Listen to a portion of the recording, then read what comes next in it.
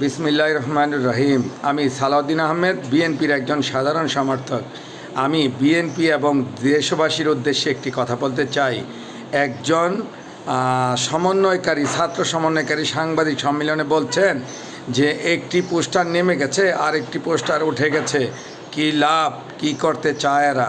আমি বলতে চাই যে আপনি কি বলতে চান? আপনি কি বলতে চান যে আরেকটি পোস্টার উঠবে না?